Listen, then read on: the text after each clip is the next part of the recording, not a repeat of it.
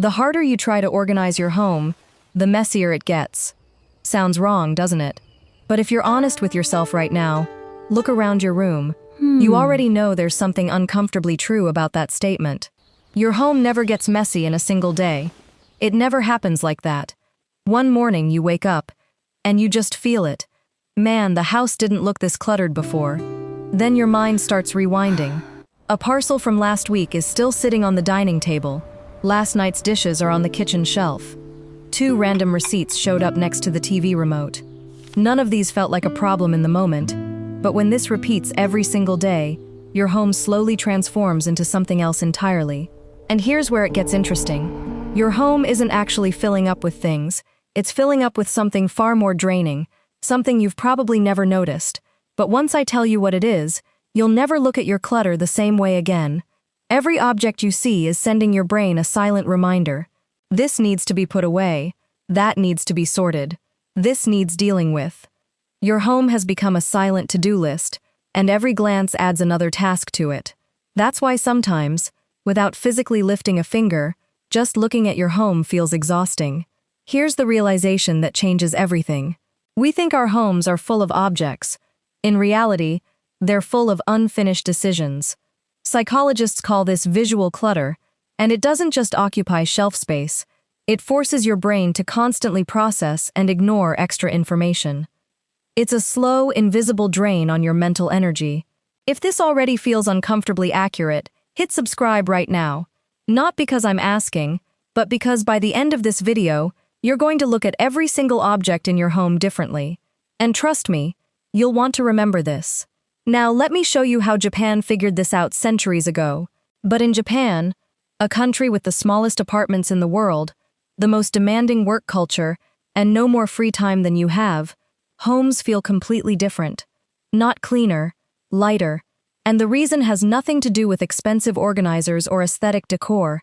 It's a hidden system. A system so simple that once you understand it, you'll wonder why nobody ever told you this before. When you walk into a Japanese home, the first thing you feel isn't cleanliness. It's peace. And that peace doesn't come from organizing more. It comes from a fundamentally different approach. We organize our homes after clutter appears. Japanese homes win the game before it starts. They design their daily habits so that clutter barely has a chance to form. Their focus isn't on cleaning, it's on clutter prevention. Today, we'll decode 5 Japanese habits that don't just keep your home clean.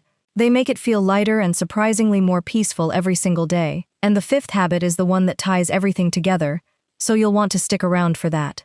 Habit 1. Mottainai. This entire system begins with one beautiful Japanese word, Mottainai. At first, you'd think it means keep fewer things. Minimalism, right? But here's what's fascinating. That's not what it means at all. Mottainai carries a message that goes deeper, and understanding it changes how you interact with every object you own. Picture this. A kitchen drawer. Inside, 2 open spice packets, plastic bags from last month's shopping, a couple of used sauce bottles, and that one small plastic container whose lid vanished 3 years ago. Here's the strange part. Half of these things, you keep not because you need them, but because deciding what to do with them feels harder than just leaving them there. Maybe it'll come in handy someday. But slowly, it's not just the drawer filling up. Your attention is filling up too. Objects don't just take shelf space. Sometimes, they start living rent-free in your mind. Japanese homes see this problem in reverse. Every object gets asked one simple question: do you serve a purpose in my life today? If the answer is no, it's respectfully donated, recycled, or released. This isn't about throwing things away. It's about respecting the value of things, and the value of your own mental space.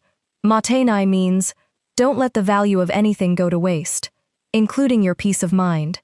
And when your home holds only meaningful things, something interesting becomes possible.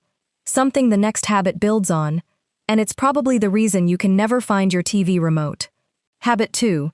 Every object needs a home. Let's run a quick experiment right now. Think of your TV remote. Where is it exactly right now? Can you answer without hesitation? Or are 3 places flashing in your mind? The sofa, the bedroom, the dining table? That tiny uncertainty, that's where the entire problem lives. And the Japanese solution is so elegant, it almost feels like cheating. In a Japanese home, A family is preparing dinner. Vegetables are being chopped. A child is doing homework. But nobody asks, where are the scissors? Has anyone seen the remote? Where's the tape? Why? Because they don't need to remember. Every object already has a place, and when the place is fixed, searching almost disappears. Many of us think we need more cabinets, more storage. The problem isn't storage, the problem is identity. Objects don't know where their home is, so they make your entire house their home. The dining table today, the bedroom tomorrow. Japanese homes follow one simple rule: don't remember where you kept it. Design one place where it always returns. When your brain doesn't have to track the location of every small object, it naturally frees up for things that actually matter. So tonight, don't reorganize your entire house. Just pick one category: medicines, charging cables, remote controls, reusable bags, and give them a permanent home. You'll notice something within days. You're searching less. The house doesn't just feel more organized, it feels lighter. Quick pause. If you've already tried even one of these habits in your head while watching this, you're going to love what's coming next. Subscribe so you don't lose this video, because habits 3 and 4 are where most people quietly give up, and I'll show you exactly why. But first, let me ask you something about your wallet. But here's the question that remains. Even when every object has an address, does every object actually make it back to that address? That's where the next habit comes in, and it might be the simplest, yet most powerful one on this list. Habit 3, the one-touch rule. We don't lose things. We make their journeys unnecessarily long. This is where one of the most powerful habits in Japanese living begins, the one-touch rule. And once you hear it, you'll realize you've been breaking it every single day without knowing. Imagine this. You come home from work, you pull your wallet out of your pocket, and set it on the dining table. Later, you grab the wallet and take it to the bedroom notes. You change clothes. The wallet ends up on the dressing table. Next morning, you're rushing out the door, and there it is. Has anyone seen my wallet? The wallet was never lost. It just took an unnecessary trip. And every unnecessary trip became a future task. Every extra touch is future cleaning you just scheduled. Habit 3, the one-touch rule. In Japanese homes, objects aren't allowed to travel unnecessarily. Picking something up and completing its journey is one single action. Use, return, done. At first, this habit feels slow, but within a few weeks, you'll be organizing less, and your home will look more organized than before. Why?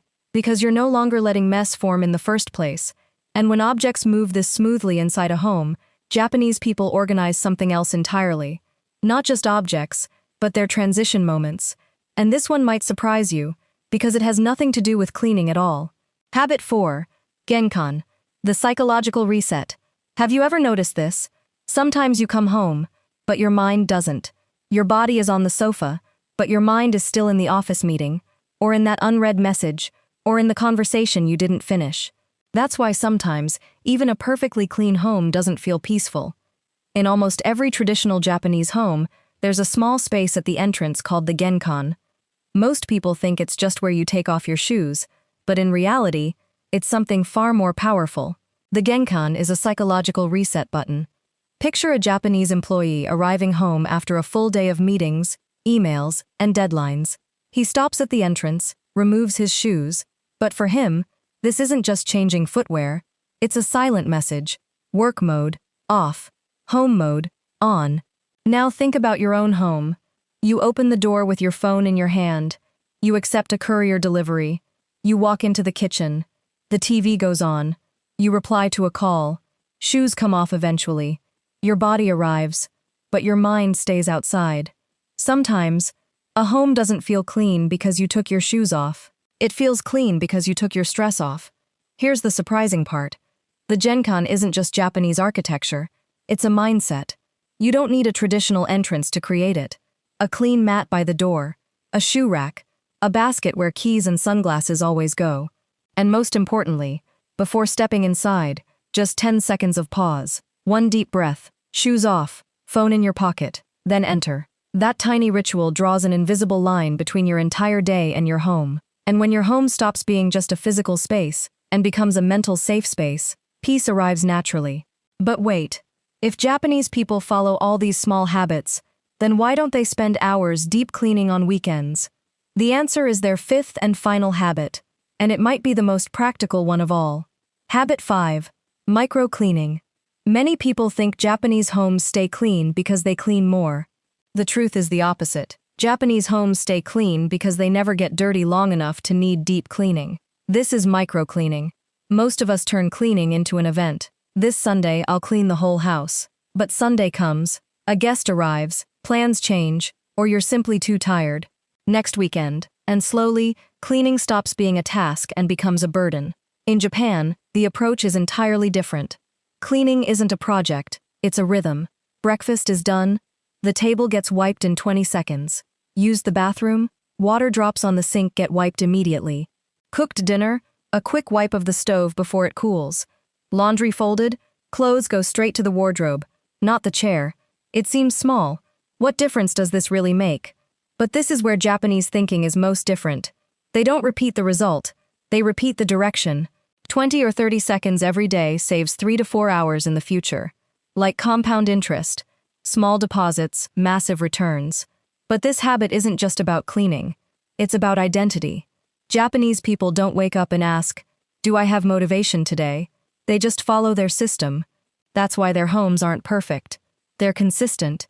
And in life, the biggest difference isn't created by perfection, it's created by consistency. Now, if you've been paying attention, you might have noticed something. These 5 habits aren't really 5 separate tricks. They're one connected system. And the biggest lesson from today's video is bigger than all 5 habits combined. Close here. We often think clutter comes from shopping, from buying too much. But in reality, clutter is born less from buying and more from delaying. I'll put that parcel away later. I'll fold that hoodie tomorrow. I'll deal with that drawer next week. Your home doesn't start storing objects. It starts storing unfinished decisions. That's why when you enter a Japanese home, you don't just see cleanliness. You feel a strange sense of peace, because they designed their daily habits before they decorated their space. None of these habits require expensive organizers. None require a bigger house. Just a better system. So today, don't try to transform your entire home. Pick one habit. Just one. And for the next full week, focus only on that.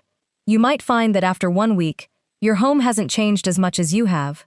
If you enjoy simple but powerful philosophies like this from Japanese living, make sure to subscribe, because in the next video, we'll decode another hidden Japanese philosophy that might change how you think about time itself.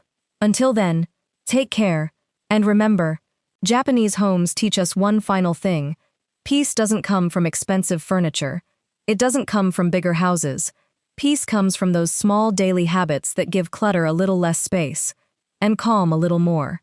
Because peace isn't something you decorate into a house, it's something you build into your daily habits.